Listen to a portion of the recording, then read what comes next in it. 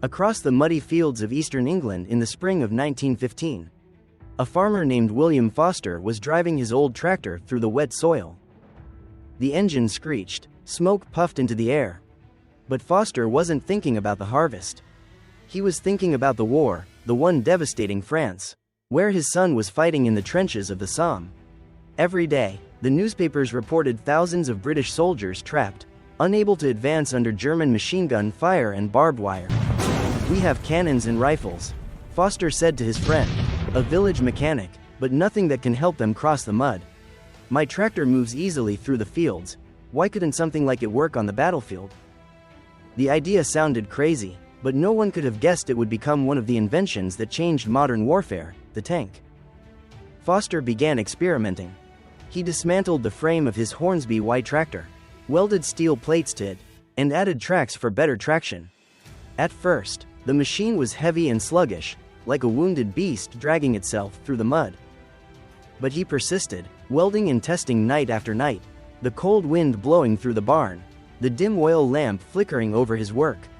The villagers called him the madman building a war machine. But for Foster, every turn of the track was a spark of hope that maybe, just maybe, his son might survive thanks to a machine like this. One June morning in 1915, an officer from the War Office visited the Foster and Company factory in Lincoln, where William once worked. Foster brought his small armored tractor model and explained his vision.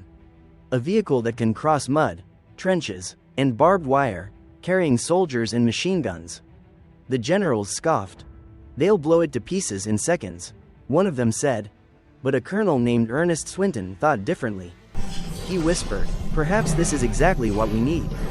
Swinton took Foster's design to the Admiralty, where Winston Churchill, then First Lord, approved a secret committee known as the Landships Committee to explore the idea of land battleships. At the Lincoln factory, Foster and a small team of engineers were ordered to work under absolute secrecy. They called the project Water Carrier to confuse German spies. That codename was later shortened to tank. And thus, a new word entered the world. The first prototype, Little Willie, was completed in September 1915. It weighed more than 14 tons, moved slowly, but could cross a trench 1.5 meters wide. Next came Big Willie, later called Mother, the first true tank to ever see battle. On September 15, 1916, at the Battle of the Somme, tanks appeared for the first time in history. Engines roared through the fog. German soldiers froze in disbelief. They had never seen anything like it. Huge steel beasts crawling through the mud, crushing barbed wire, rolling over trenches, spitting fire from their machine guns.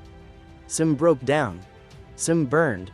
But the rest advanced nearly 2 kilometers, something no infantry unit had achieved in 2 years. The news spread fast. Britain's steel monsters have changed the war. Foster never went to the front. He only stood in his workshop, staring at blueprints, listening to reports that his tanks were fighting in France. His son came home alive. In a letter, the young soldier wrote, "Father, that tank might be the reason I'm still alive." Foster smiled. He was just a farmer, but his idea had saved thousands of lives and ushered in the age of mechanized warfare. After the war, William returned to his fields. The old tractor still sat there, rusted and forgotten, yet it had been the beginning of a legend. The tank became a symbol of power, but few knew it all started with the calloused hands of an English farmer. From muddy fields to the battlefield, sometimes the greatest ideas grow from the humblest soil.